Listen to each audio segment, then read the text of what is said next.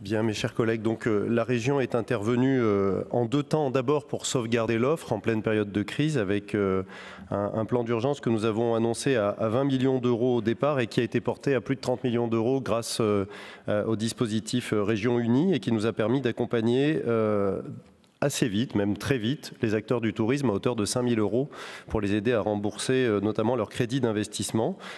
C'est un dispositif qui a très bien fonctionné puisqu'à ce jour, nous avons traité plus de 4 000 dossiers pour 19 millions d'euros qui ont été versés aux acteurs du tourisme, qui ont salué à la fois l'efficacité et la rapidité des équipes de la direction du tourisme que je veux saluer immédiatement.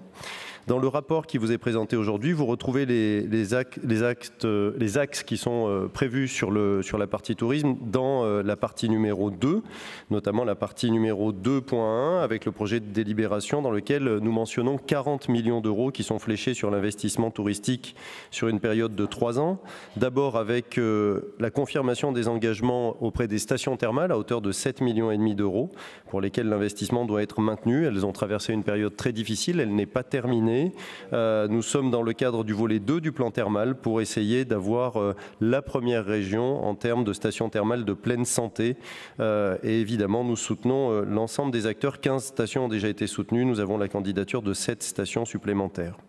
Ensuite, un soutien renforcé aux hébergements touristiques à hauteur de 30 millions d'euros avec un effort particulier de 2,5 millions d'euros pour les hébergeurs qui sont situés en milieu rural. Cet effort particulier, il va permettre d'abord d'abaisser le plancher d'investissement à 50 000 euros et ensuite d'augmenter le pourcentage de participation aux investissements qui sont programmés.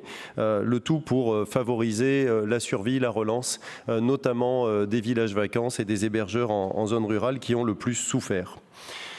Deuxième point, le 2.4, vous allez retrouver là 10 millions d'euros qui ont été mobilisés pour la promotion et la relance de la consommation touristique dans notre région, avec notamment un pass tourisme qui est programmé, mais organiser un pass tourisme pour 8 millions d'habitants, vous imaginez que ça prend beaucoup de temps.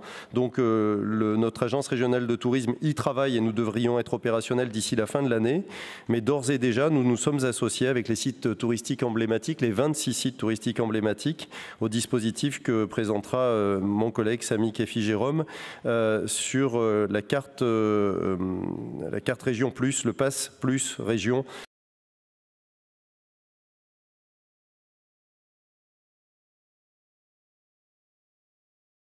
En œuvre un plan marketing de près de 12 millions d'euros sur 18 mois avec différentes saisonnalités évidemment. D'abord, on commence par les clientèles locales et françaises immédiatement puisqu'on a encore un certain nombre de frontières qui sont fermées et aussi l'opportunité de savoir que 80% des Français veulent partir en France cette année. Il faut saisir cette opportunité, les faire venir chez nous et surtout amplifier encore la consommation infrarégionale. 27% de nos touristes sont issus de la région.